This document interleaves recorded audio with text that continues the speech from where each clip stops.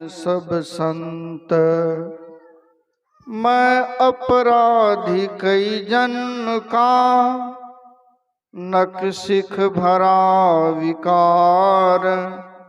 तुम दाता दुख भंजनहा, मेरी करो सुधार। कबीर हम सबसे बुरा, हमसे भला सब कोय। जिन ऐसा करि जानिया, मीत हमारा सोय। बोलिए सद्गुरु देव की जय। प्रातः स्मरणीय विश्व वंदनीय संत सम्राट सतगुरु के पावन पाद पद्मों में कोटि सनमन। मंच पर विराजमान परम पूज्य संत श्री विजय स्वरूप साहेब जी एवं परम आदरणीय हमारे गुरु भाई श्री विजय स्वरूप जी, विजय साहेब जी एवं श्री जो है रामविलास साहेब जी, आपके भी चरणों में साहिब बंदगी। सत्संग में उपस्थित धर्म प्रेमी सज्जनों, माता बहनों, देवियों, आज बड़ी हर्ष की बात है जो इस जमीन पर हम लोग बैठकर इन महान पुरुषों की अमृत वाणी से अभी लाभ ले रहे थे। एक समय की बात है, एक गांव में 3 दिन का सत्संग था। ध्यान दीजिएगा, तो 3 दिन का सत्संग में सभी लोग सत्संग में जाते थे। उस गांव में एक व्यक्ति था, वह आंख से भी अंधे थे और कान से भी नहीं सुन पाते थे। आंख से उनको कुछ भी दिखाई नहीं पड़ती थी, आंख से वे सूरदास थे और कान से भी नहीं सुनते थे। लेकिन किसी तरह उनको आभास हुआ कि गांव के अंदर में जो है सत्संग हो रहा है। क्या नाम है घर भैया का?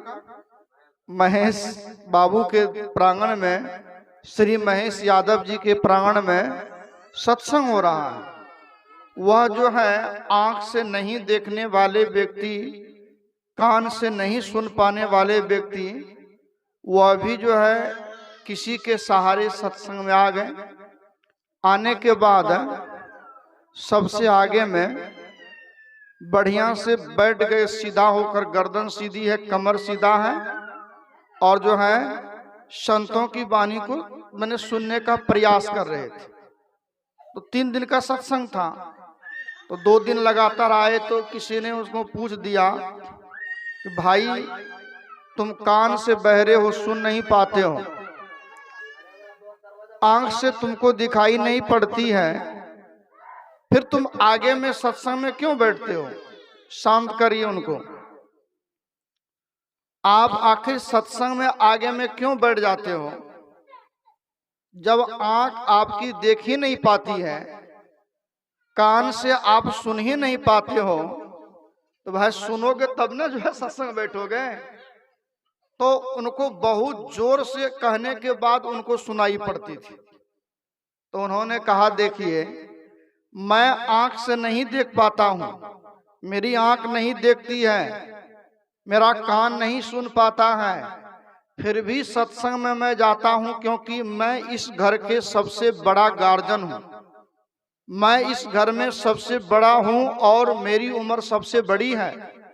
तो हम अगर सत्संग में जाकर बैठेंगे तो हमारा बेटा भी सत्संग में बैठेगा, जब हमारा बेटा सत्संग में बैठेगा तो हमारा पोता भी सत्संग में बैठेगा, और जब हमारा बेटा पोता सत्संग में बैठेगा तो संत महात्मा वहाँ जो अमृत की ज्ञान की वर्षा करेंगे, मानव जीवन जीने की बातों को बतावेंगे, तो हमारे बच्चे, हमारी बच्चियां, हमारे बेटे, हमारे पोते सत्संग सुन करके जो बराबर संतों से जुड़ा होता है, जो सत्संग में आता है, जो महापुरुषों की वाणी को जीवन में उतरने देता है, ऐसे लोगों को दारू की भट्ठी जाने का मन नहीं करता है, ऐसे लोगों को झगड़ा करने का मन नहीं करता है, ऐसे लोगों को, गंदे लोगों के पास बैठने का मन नहीं करता है। तो तो मैं बैठूंगा तो मेरा बेटा बैठेगा, तो मेरा बेटा जब बैठने लगेगा तो ऑटोमेटिक है कि संत महात्मा की अमृत वाणी होगी, वे अच्छे बात सुनावेंगे, वे ज्ञान की बात सुनावेंगे, वह जो है क्या कहते हैं जीवन को बदलने की बात सुनावेंगे। तो मेरा जब बेटा बदलेगा तो पोता बैठेगा, तो पोता भी बैठेगा बदलेगा। और जब मेरा बेटा पोता अच्छा काम करेगा, वह समाज की सेवा करेगा, शराब नहीं पिएगा, गंदी गाली नहीं बोलेगा, लड़ाई झगड़ा नहीं करेगा, विवाद नहीं करेगा, अंडा नहीं खाएगा, डंडा किसी पर नहीं चलावेगा, तो ऑटोमेटिक बात है कि मेरी भी नाम होगी, समाज में मेरा भी कीर्ति होगी। इसलिए तुलसीदास ने भी कहने की कृपा करी, क्या करी भाई, मति कीरति गति भूति भलाई, अजब जही जतन जहां जई पाई, सो जानो सतसंग प्रभाव, अलोकहु वेदन आनव पाओ, बिन सतसंग अविवेक न होई, संत कृपा बिनु सुलभ न सोई।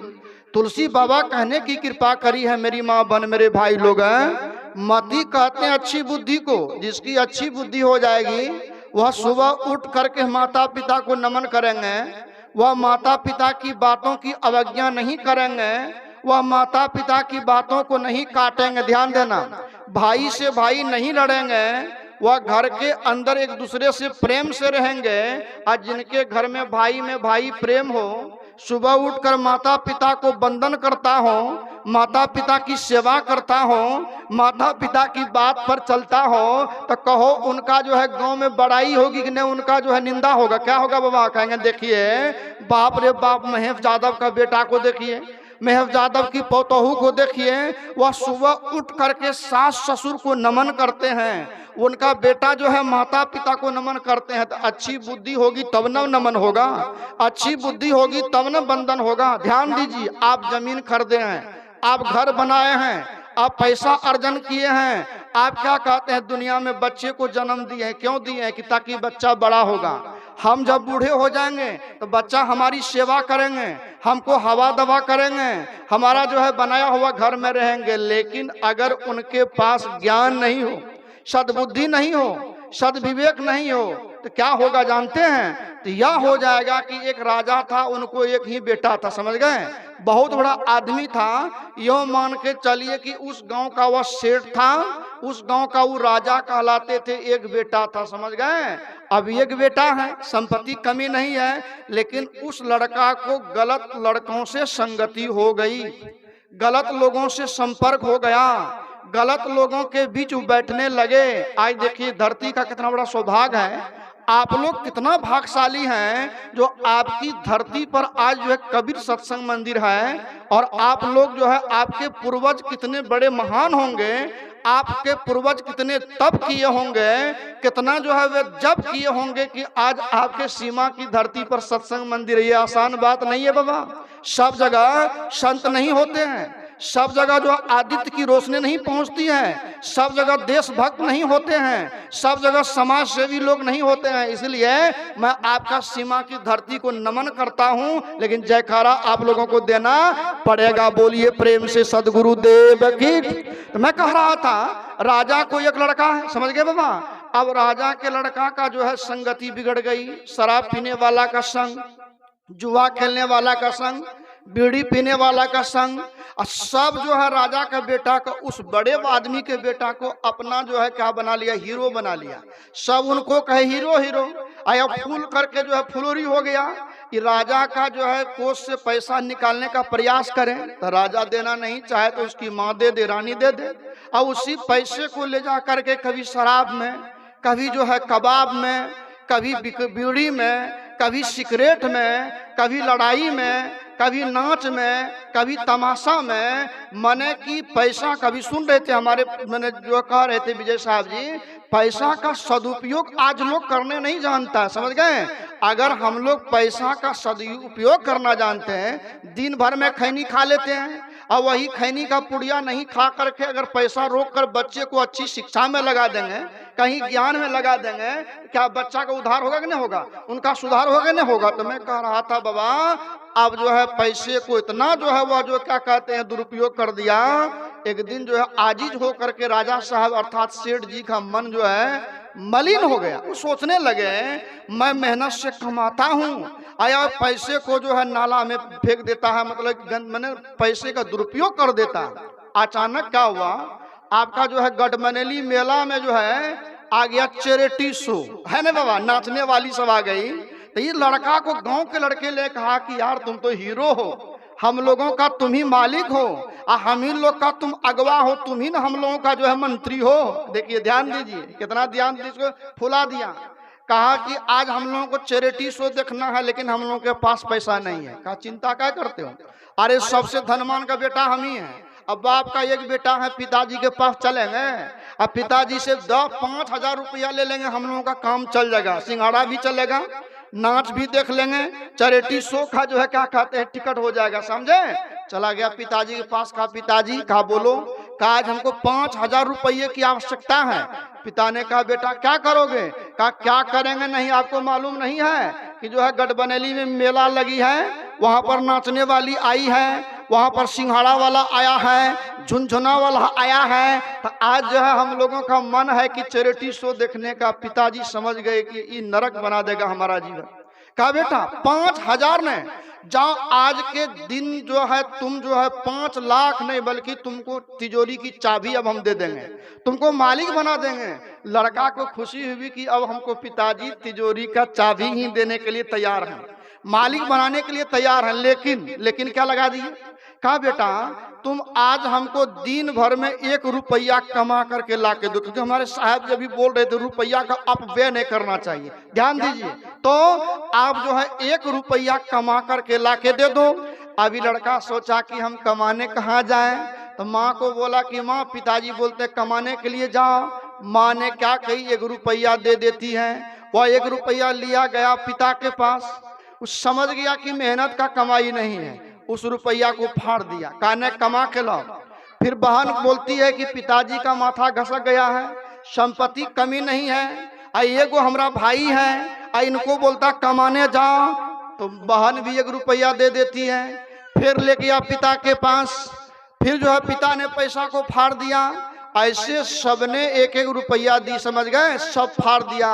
अंतिम में बाप का कमा करके लाओ। अब 1 रुपया कमाने के लिए चला गया जलालगढ़ स्टेशन, और वहां पर जो है क्या कहते हैं सिमटी की बोरी जो है उतारना शुरू कर दिया, माथे पर कुली का काम किया, दिन भर काम किया, तब 1 रुपया का अर्जन किया, मतलब सृजन किया, 1 रुपया कमा कर लाता है, और उस रुपये को लाकर फिर पिता के हाथ में दिया। ध्यान दीजिए, और जब पिता के हाथ में 1 रुपया दिया, पिताजी क्या किए, उस रुपये को फाड़ कर नाला में जैसे फेंका। लड़का कहा पिताजी आपका दिमाग सही है, आपका दिल जगह पर है, आपकी बुद्धि ठीक है, आपका मन स्थिर है, आपको मालूम है हमने दिन भर धूप में खट करके कमाया है 1 रुपया। जानते हैं पिताजी हम कौन काम किए? कहा बेटा बोलो क्या किए हो?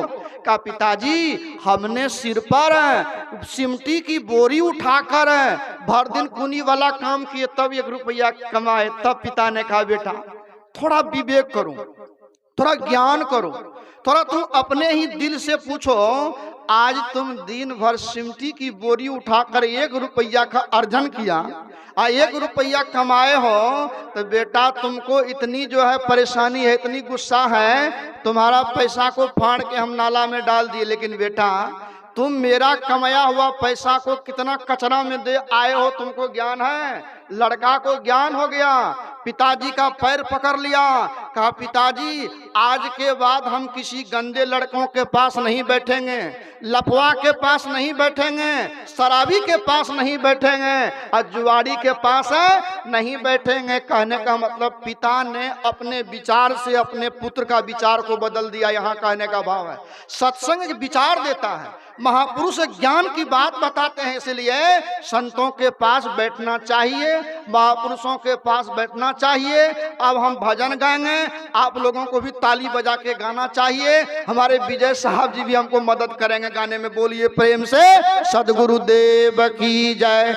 आ जाइए, हारमोनियम पकड़िए, थोड़ा ढोलक को धरिए, बोलिए प्रेम से सतगुरु देव की जय। बहिना कभी न करी हो जीवन में तकरार है, कर ले गुरु से प्यार है ना। बहिना कभी न करी हो जीवन में तकरार है, कर ले प्रभु से प्यार है ना। बहिना गप मत करो, माता जी बहन जी गप मत करो, हेलो बात मत करो, तुम ही लोग बात करोगे। अरे ठाकुर